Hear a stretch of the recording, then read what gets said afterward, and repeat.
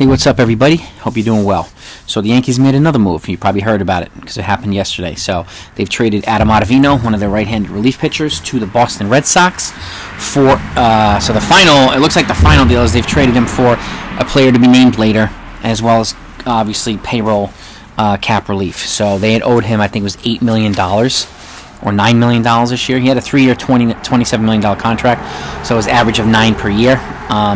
So they're sending $850,000, and the rest is being picked up by either the $7.5 million or the $8.5 million is being picked up by Boston Red Sox. So they're getting at least that much in cap relief. Now, after the Jameson Taillon trade, they had about $3 million remaining. So now this puts them up around about $11 million, maybe even $12 million of cap room, which still gives them room to make a couple of moves, or a move. And you never know. They may make another corresponding move. They now have the roster space to bring in Taillon, which the moving of Ottovino did. So they're right up there, right at the 40 now with all the moves that they've made so far. But I still think, there's talk about him either looking for another relief pitcher or a left-handed bat or both. Or somebody to that regard. I've said it, and I said it before, and I say it again. If they have the room to get Tommy La Stella, get him. Plays infield and he plays some outfield. He's the left-handed bat that they're looking for. Okay, as much as they can probably bring in Brett Gardner back on the cheap. What was the point of trading for Greg Allen if you're going to bring back Brett Gardner? Okay, you want to start Clint Frazier in left field. Okay, and Greg Allen is 8 years younger than Brett Gardner. He's also a light hitter, but we don't need another slugger anyway. He's fast. He plays all the outfield positions, and he can run the bases, and he'd be a good backup for those guys. And let Clint Frazier play the field, and instead, if you want to have a fifth outfielder, let Estevan Florial play. Let one of the young kids on a cheap contract instead of spending $2, $3, $4, $5 million on Brett Gardner. Yes, he's a homegrown Yankee, he's beloved, and so on and so forth. But at this point right now, if you're looking to still fill multiple holes and get under the cap, bringing back Gardner is going to make it difficult to do that. And I hate saying it because I love Brett Gardner. He's done a lot for the Yankees, and but the fact is, if they could get somebody like a Jake McGee for the bullpen as a lefty reliever, and Eddie Rosario, he's not the left-handed bat, but if you get a McGee and a Rosario, you've gotten a guy who can play multiple positions and a relief pitcher. If there's any way you can get a relief pitcher like Jake McGee or Keone Keela and bringing in La Stella, it might require a corresponding move as well, in terms of a trade to relieve a little bit more cap room. It is possible. I mean, you can move Miguel Andujar or something like that, even though he's a good option as well, because he's got 4 years of team control and is proven to be healthy again, and his bat is legit in the major league, at the major league level. So I could still see them making moves, and they still need to make that. I do think another bullpen move would be a good, even though they do a good job at developing young relievers, so they can bring in somebody. Let one of their young players, Nick Nelson or Brooks Kriske or something like that, play it out. But I would look out for a corresponding move. Don't be surprised if they move somebody like Aroldis Chapman or somebody like that. He's a beast, and even though he's made a couple of bad decisions or bad pitches in the offseason, in the postseason, he's lights out during the season, and he's got a sub-3 ERA over the last 4 or 5 seasons combined. So that's elite. And he's just still a power guy, relatively young, and he can still get it done. He's got 2 years of control left, so for a team that thinks they're one piece away and maybe wants him to come in and add to the relief corps, add to the relief or the bullpen, even to the point where he doesn't have to be the closer, he's a guy that I would seriously consider. And even if the Yankees ate, $4 million a year, they'd still be clearing another $12 per year off the payroll. So it's just a thought. The chances of it happening are relatively low, but wouldn't be surprised if it does. But the Yankees now have about $12 million to play with, so I would expect 2 more moves to be made, or they might even bring in another starter. Don't be surprised if they bring in a Jake Odorizzi or Taijuan Walker or somebody like that. Don't be surprised if they do. Don't.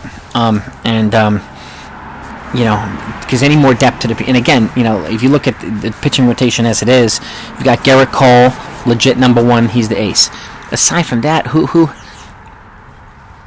going to throw, 170, 200 innings? Gleyber? No. Taillon? No. Montgomery? Probably not. Severino? No, because he's not coming back until the summer. Herman? No. So, I would not be surprised if they brought in another pitcher or somebody, or moving Herman to be a long reliever, and him and Sessa or Johnny Lasagna or whatever. They could be the long relief guys, which gives some of the starters a break, so that they don't have to throw 7 innings every time out. And I've said it too before. I don't think it's a good idea to push Garrett Cole to 200 innings this year, particularly since he only threw like 60 something last year. A transition back upward, 150, 160 innings would be the cap for me. But the major league has already said to prepare for a full season, a full spring training. So guys are going to be ramped back up again, and so that's what happened. That's the updated trade, and there's also updates on the major league, like the negotiations are still going back and forth with MLB and the union. The MLB proposed basically a trade-off of universal DH for an extended playoffs, so that the players can make more money. The union rejected that, so there's still negotiations are still ongoing. I don't think it's a good move, because it's still hamstringing teams from being able to construct their lineups, because they don't know whether there's going to be a universal DH or not. So, and just because the union rejected that proposal doesn't mean it's not going to happen. So that's where the negotiations going back and forth, and there's still some other things that are going on. So free agency is going to drag out slowly, like it is now, until they come to a resolution on these things. So we'll take a look and see how, what happens in the next couple of weeks with spring training. 4 weeks away or 3 weeks away, but most likely, we'll see what happens. So there's a lot of stuff that's still to happen.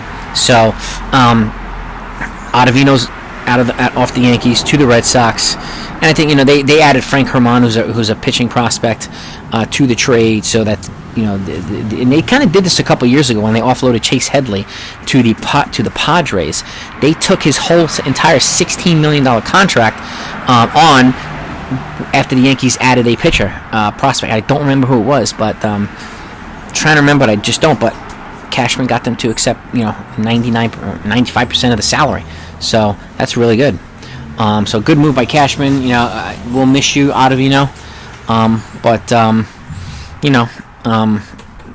it is what it is, and hopefully he pitches well. He's only got 1 year left on his contract over in Boston, so and Boston's not really contending, so we don't really have to worry about him.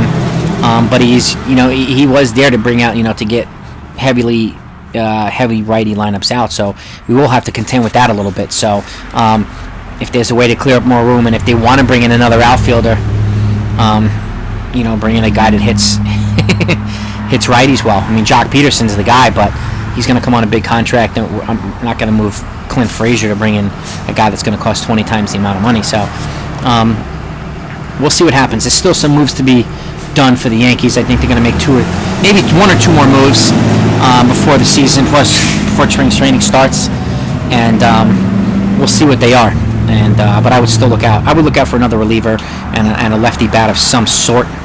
But we'll see. They have quietly gotten better, and this move kind of confirms that their motivation to get under the cap so they can clear more room to make some incremental moves. Don't be surprised if they make a big trade. It could be some kind of crazy trade that we might not be expecting. They might wake up tomorrow and say they've traded Gary Sanchez as part of a package back to the Cubs to get Kyle Hendricks and Wilson Contreras. Crazier things have happened. It's kind of a because they would have to obviously add a lot more than Sanchez, but who knows? Cashman sometimes pulls these things out of his hat. So we'll see what happens. So that's the video today. Hope you enjoyed it. Welcome to the channel if you're new. If you like good baseball content, please hit that subscribe button. It's really helpful to the channel's growth, and it lets other people know that it exists. And keep everybody posted as things come along. And have a great week. Talk to you next time.